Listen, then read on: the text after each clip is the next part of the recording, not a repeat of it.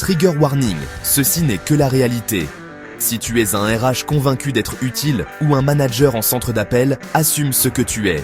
Le chef de plateau, cette espèce tordue qui ne voit pas des humains, mais uniquement des chiffres. Pour lui, nous ne sommes que des courbes sur un tableau Excel, des pourcentages à optimiser, des déchets qu'il presse jusqu'à la dernière goutte de productivité. Lors des réunions avec ses cerbères de superviseurs et la vigie, ces mots claquent comme des coups de fouet. Trouvez-moi un moyen de les écraser. Je veux qu'ils souffrent. Il y en a encore qui sont heureux de venir travailler. Cette phrase résonne encore dans ma tête, des années après.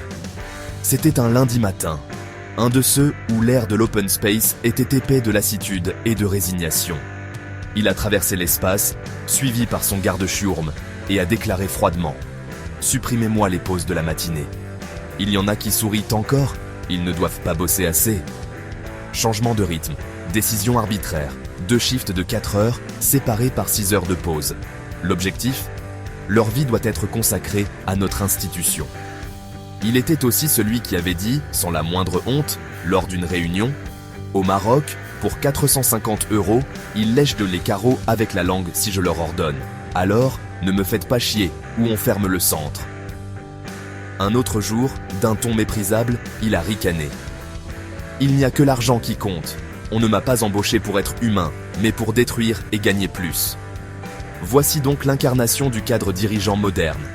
Un poste à 60 000 balles hors prime, le prix de la destruction d'âme, de vie et d'illusion. Si vous rêvez d'un tel poste, prenez-en de la graine. Devenez chef de plateau.